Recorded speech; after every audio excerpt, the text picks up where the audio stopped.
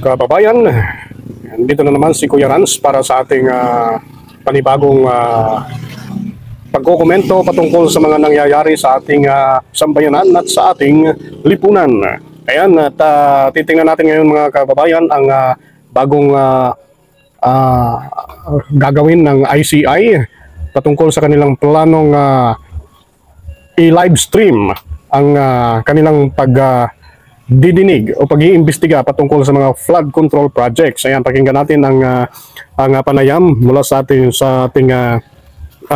ICI at doon sa Senado. Ila-live stream na investigasyon ng Independent Commission for Infrastructure sa susunod na linggo. Harap na rin ito ng panawagan ng ilan para sa transparency. Si Daniel Manalastas report.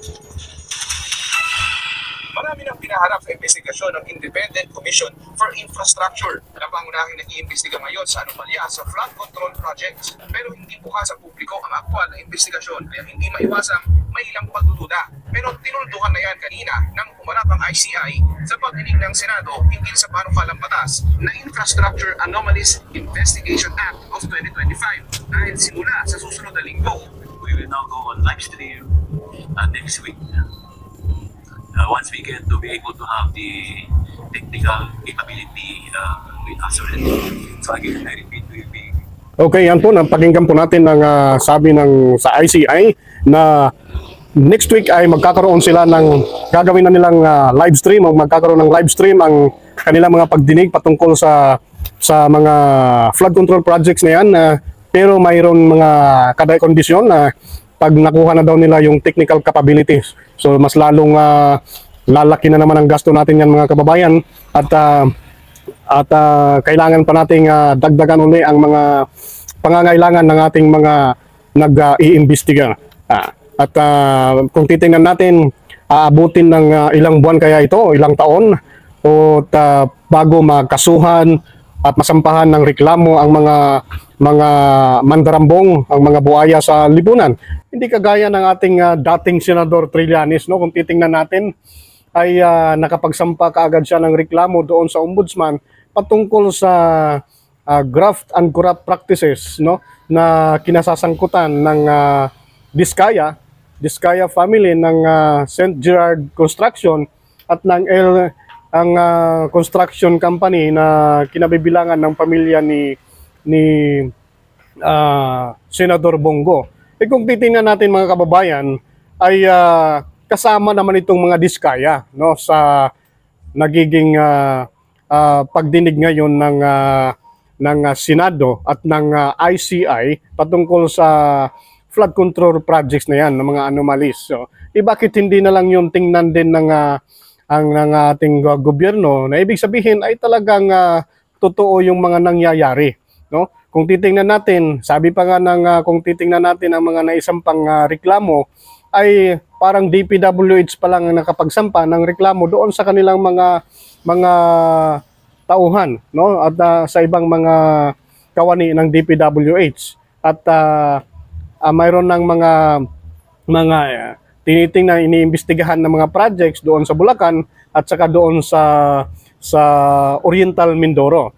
Pero kung susumahin natin, ilang buwan ang aabutin nito kasi pagpasa nito doon sa Sandigan Bayan o pagpasa nito doon sa Sandigan Bayan ng mga reklamo at kasong kakaharapin ng mga buhaya o ng mga sangkot na mga public officials natin at saka mga contractors ng klase-klaseng contractors na nakasali doon sa anomalies ng flood control projects, sabi ng Sandigan Bayan ay papabilisin nila ang proseso, ang paglilitis ng mga kasong ito kung sakaling maipasa ito doon sa kanila.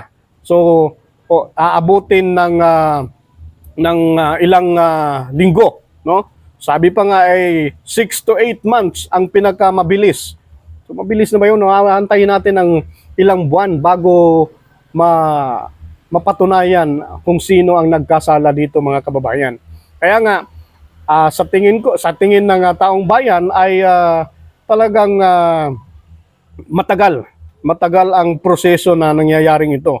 ilang buwan na ang ilang linggo na ang lumipas, pero hanggang investigasyon pa rin tayo at walang nasasampahan ng kaukulang reklamo o kaso doon sa Ombudsman at sa Department of Justice sa Sandigan Bayan.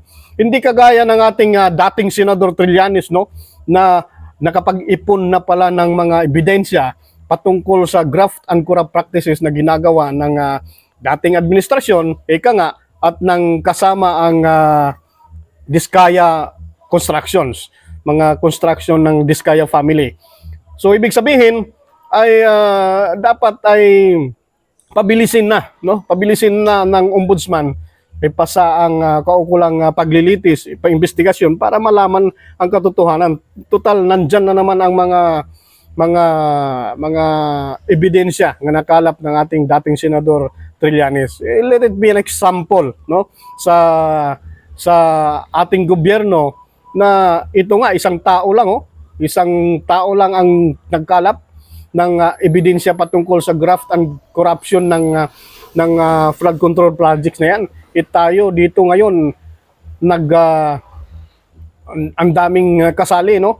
Halos lahat ng mga kawani ng gobyerno na matataas ay talagang sumasali na para maimbestigahan itong anomalyang ito, pero hanggang investigasyon pa lang tayo. So ibig sabihin, matagal pa itong aantayin ng taong bayan kung ano ang mangyayari. Magkakaroon pa ito ng mga padrino sa loob. So kaya nga dapat ay mabilis ang pag-imbestiga at kasuhan ang dapat kasuhan. No? Kagaya ng ginawa ng ating dating senador na talagang inantay niya ang tamang pagkakataon, ang tamang panahon na mawala na yung makakahadlang. Dahil nga, tama nga naman, kung ipapasa niya ito doon sa ombudsman na nakaupo pa ang dating administrasyon at ang kasangga ng Duterte at ang Go families ay talagang mahihirapan umusad ang kaso.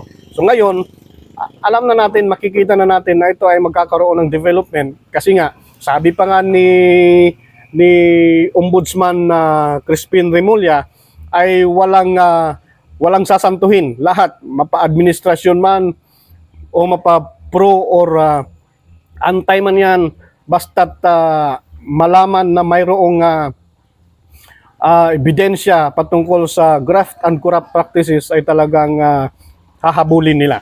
Yan ang mas maganda at mas mainam na gawin ng ating ombudsman. So, lalong-lalo na ngayon na kung totoo at mayroong mga probable cause, ebidensya ang ginawang pagsasaliksik sa mga papeles, no, na kinumpile ni dating Senador Trillanes, ay dapat galawin na natin, gumalaw na yung ombudsman, no? Huwag na nating antayin na kagaya nangyayari ngayon, no, ilang weeks na, ilang linggo na, ilang araw na, halos buwan na ang pag-iimbestiga hanggang ngayon, hanggang investigasyon pa rin. So, malaki ang mga wala niyan sa kaban ng gobyerno natin.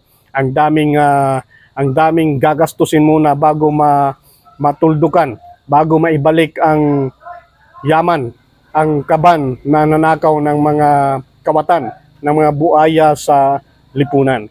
Kaya nga, saludo kami sa ombudsman natin ngayon na talagang gumagalaw at talagang habulin ang dapat habulin.